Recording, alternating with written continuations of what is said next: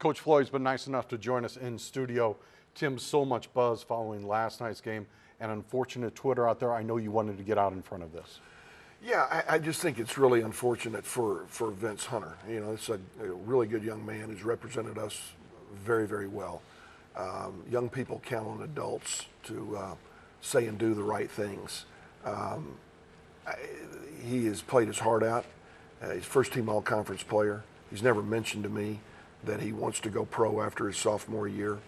But at the same time, I don't think he wants to read what was tweeted out there. And I've always felt like I should be the spokesman for our basketball program, period, end of story. We do not need anybody within the athletic department sending out their version of what they think throughout the course of a game. As a result, this young guy's been damaged right now, feels really down about it. Don't blame him.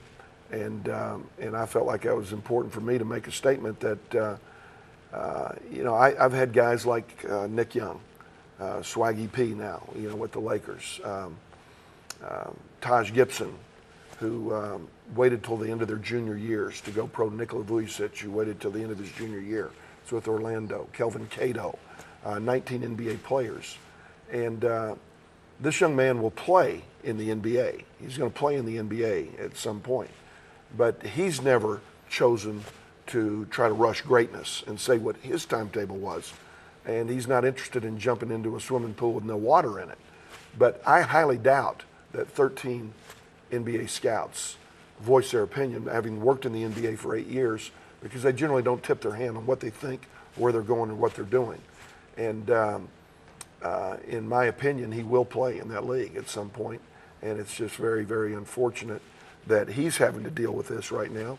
And I guess it's part of the new social media world where this Twitter becomes something that seems good to a young person at some point, but become really a problem on the back end. There's no doubt in your mind that at some point in the future, Vince is going to be an NBA player. Do you think he's going to be a UTEP minor this next coming season? Well, who knows?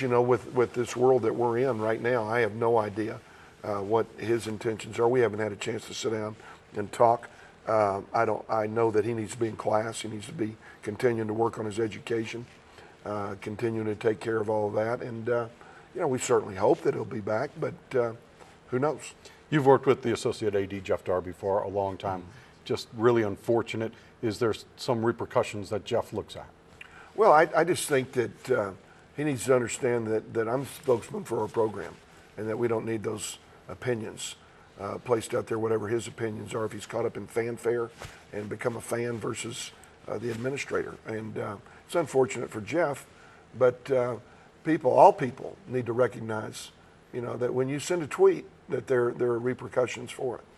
How do you think this affects the team going forward? Well, I think our team understands that we have their back and that we are a group that had a good year, 22-10. We're in a one-bid conference right now. It's very, very difficult when you look at Murray State, who we played.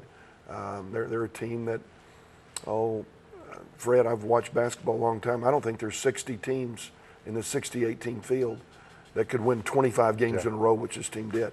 They're terrific. I mean, really good. This is a team that could have gone to the Elite Eight in the NCAA tournament. And we played them on their home floor, played hard, played well at times, but we're manhandled by some really good guards. We got to continue to get better. The tweet got you some unfortunate national negative publicity too. Is that something that someone would use against you in recruiting? Oh, they might. They might. But I think our players, for the most part, are really happy here, and they've done a good job. They've had everybody's tired right now. It's the end of the season. Everybody wanted more. We all want more. But the reality is we're back to 78, 79, 80 in this one bid thing that we're in right now. And it's hard when you got 14 teams that are all pretty darn good. And we're fighting the fight. We played a strong non-conference schedule, Fred. We could have gone out and scheduled 27 wins, 28 wins, just played some flea bits that couldn't play, at home and done that deal. We chose to go out and play one of the strongest non-conference schedules in the country. Got some quality wins, but at the end of the day, we finished second in our league. Thanks for coming in, Tim. You bet.